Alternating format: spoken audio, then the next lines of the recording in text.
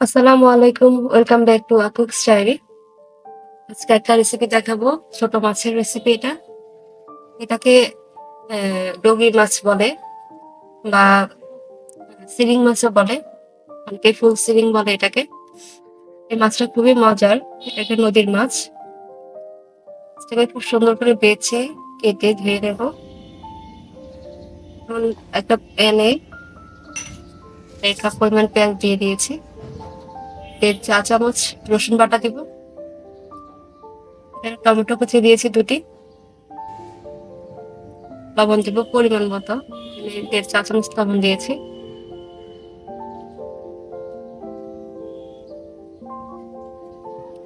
এখন হলুদের গুঁড়ো দিচ্ছি ১.৫ চা চামচ। মরিচের গুঁড়ো দেবো ১.৫ চা চামচ। মরিচ আপনারা যে পরিমাণ ঝাল খেতে পছন্দ করেন সেই পরিমাণ দেবেন। যদি কম খেতে চান তাহলে আরেকটু কমিয়ে দিবেন।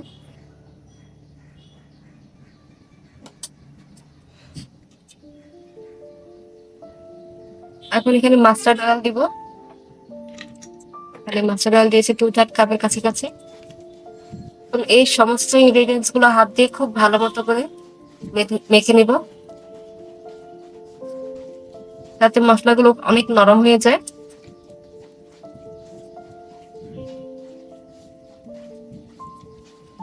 এইভাবে মশলাগুলো মেখে নিলে মাছের যে ফ্লেভারটা সেটা অনেক ভালো হয়।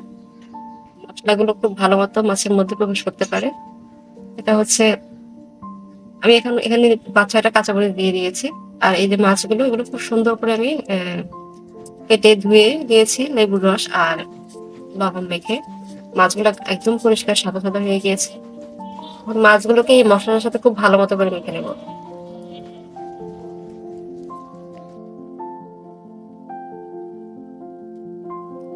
আপনারা চাইলে মশলাটাকে ভুনা করেও পরে মাছটা এড করতে পারেন, কিন্তু এইভাবে কাঁচা মশলার সাথে মাছটা মেখে রান্না করলে ফ্লেভারটা সম্পূর্ণ আলাদা টেস্ট হয়।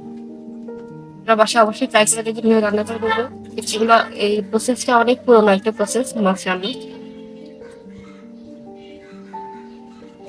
আর খুব ইজি একটা প্রসেস, খুব ইজিলি রান্না করা যায় জিনিস। এখনই মনে হচ্ছে দেখি যে মানে রান্না অর্ধেক কমপ্লিট হয়ে গিয়েছে। এখন মাছটাকে আমি হাই ফ্লেমে প্রায় ৭-৮ মিনিট রান্না করবো।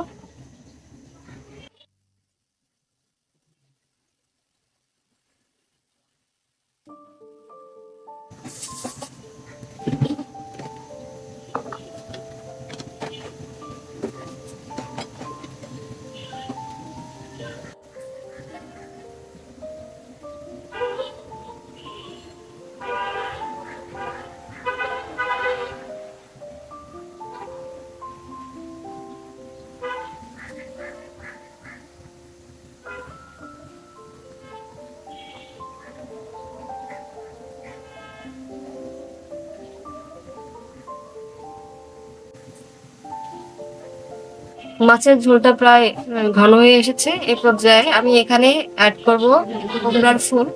এই যে এগুলো কুমড়ার ফুল আমি কেটে এগুলো পরিষ্কার করে নিয়েছি। আপনারা চাইলে এটা স্কিপও করতে পারেন, বাট ছোট মাছের সাথে কুমড়ার ফুলটা খুব টেস্টি লাগে। যে কোনো ছোট মাছের সাথে এই পাশে যদি আপনি একটু কুমড়ার ফুল দেন তাহলে এটা অনেক মজা। বাসায় ট্রাই করে দেখেন। যদি ভালো না লাগে তাহলে স্কিপ করবেন। সেক্ষেত্রে শুধু ধনিয়া পাতা দিয়ে গার্নিশ করে মাছটা সার্ভ করে দিবেন। আমি কুমড়ার ফুল দিয়ে এটা আরো ৩-৪ মিনিট রান্না করবো। কুমড়ার ফুলটা রান্না হতে বেশি সময় লাগে না।